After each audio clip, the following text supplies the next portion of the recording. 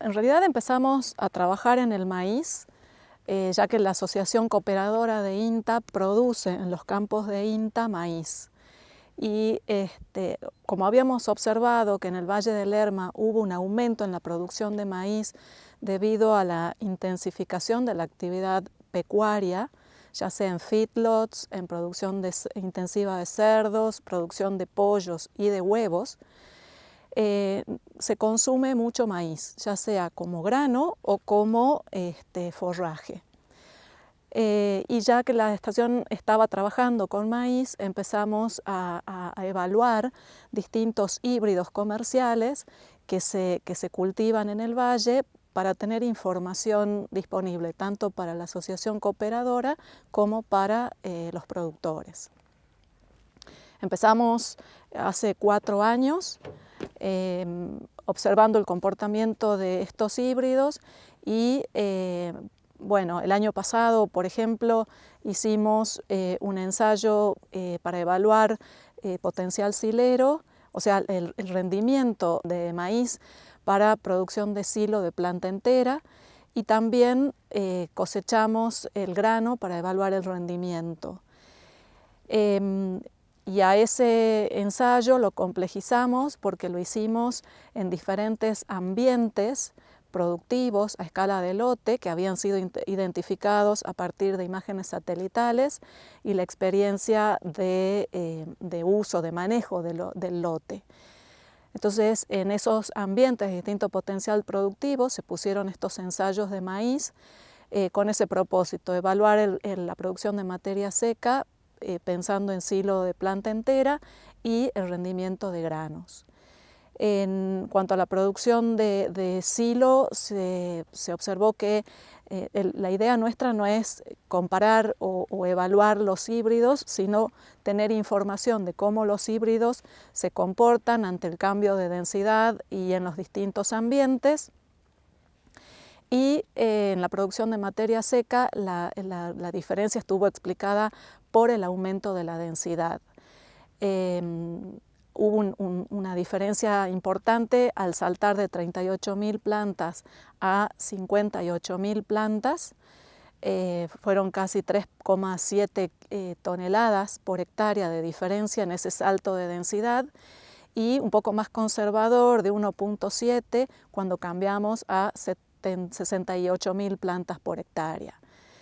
En cambio, en la producción de granos observamos lo mismo que veníamos observando en años anteriores, que la respuesta del rendimiento o el salto en el rendimiento se observaba hasta las 58.000, 60.000 plantas, y cuando aumentábamos la densidad se estabilizaba el rendimiento o disminuía según el híbrido. Acá hubo una diferencia que en la medida que el ambiente mejoraba, el ambiente productivo tenía más potencial, los híbridos aumentaban el rendimiento en la producción de granos, y lo que nos llamó la atención el año pasado es que en el ambiente más productivo la diferencia de rendimiento no fue tan importante, y lo explicamos por el comportamiento particular de las precipitaciones el año pasado.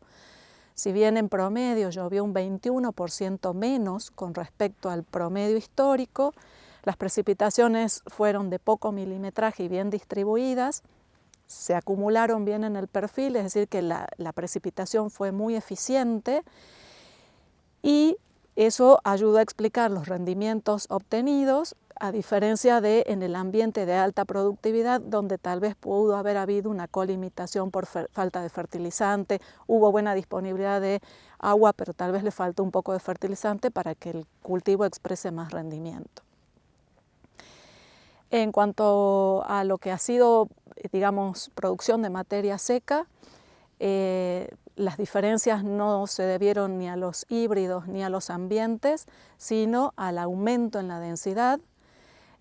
Todos los materiales aumentaron la producción de materia seca a medida que aumentaba la densidad de siembra, y digamos, el aporte de los componentes del rendimiento estuvieron dentro de lo que reporta la bibliografía, es decir, que las espigas aumentaron, digamos, el aporte de las espigas a la producción de materia verde y de materia seca estuvo en el orden del 51%.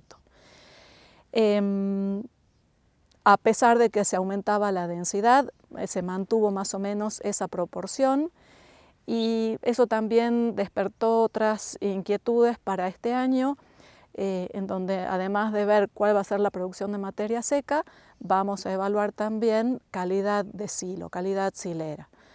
Este año tenemos este ensayo, que no lo pudimos replicar por distintos ambientes productivos, pero tenemos acá 6 híbridos de distintos semilleros que son de doble propósito, y donde vamos a evaluar por un lado la producción de grano y por otro lado la producción de materia verde y materia seca, y le vamos a sumar este año calidad silera. Cuando se cosecha la planta entera tenemos el aporte de tallo, de hoja y de espigas. Los materiales también han ido evolucionando y digamos en el desarrollo de materiales, y es interesante. Cuando hablamos de un silo de buena calidad, tiene que tener una buena relación de fibra y de energía, y la energía la aporta la espiga.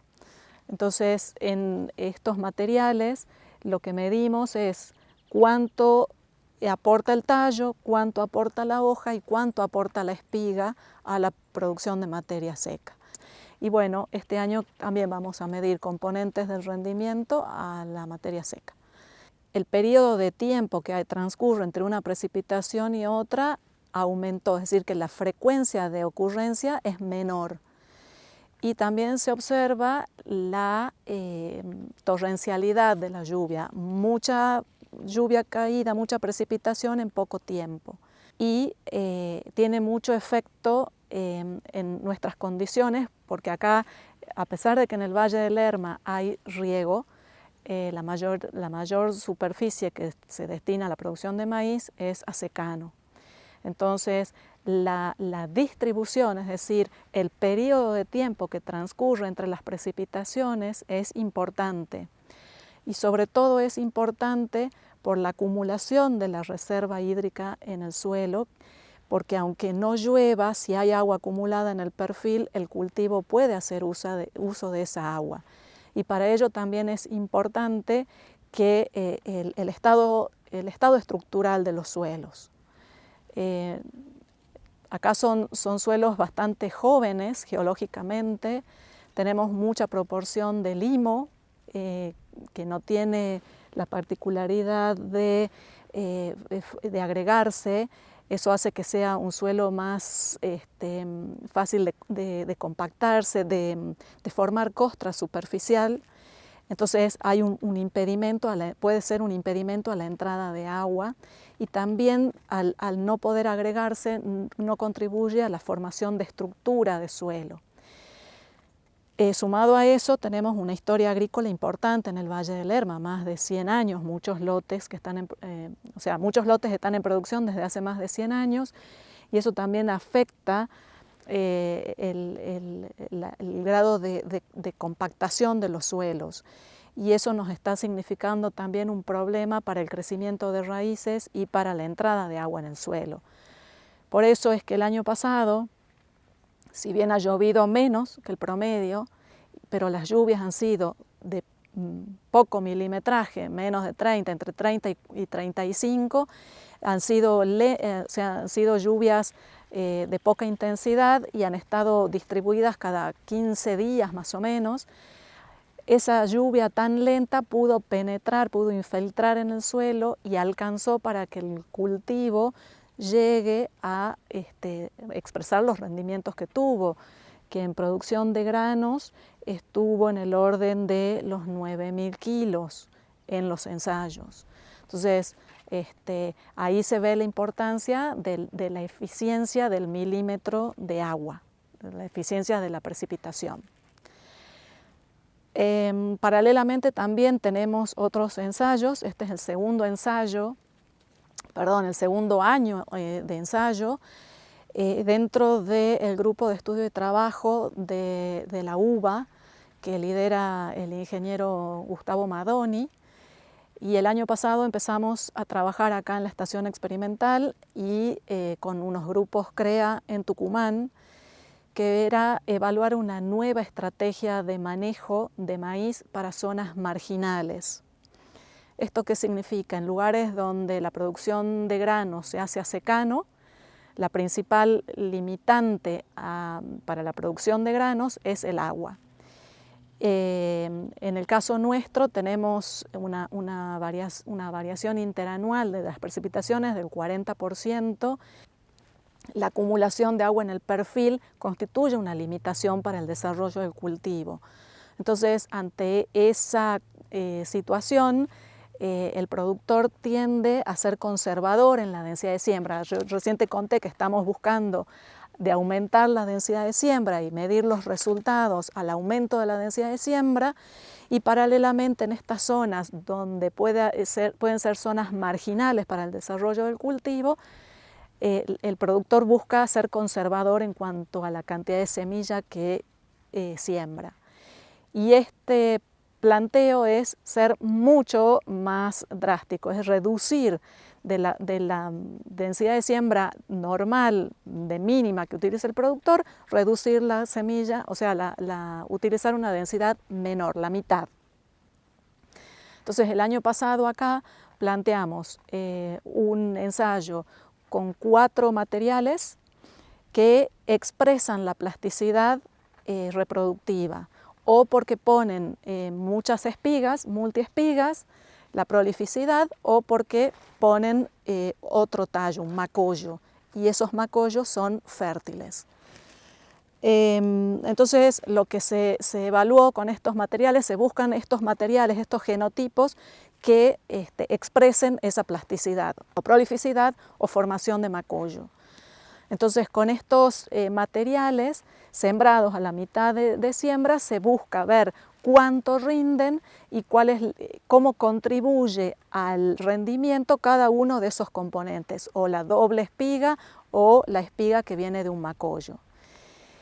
El año pasado se buscó hacer este planteo en los suelos que son, digamos,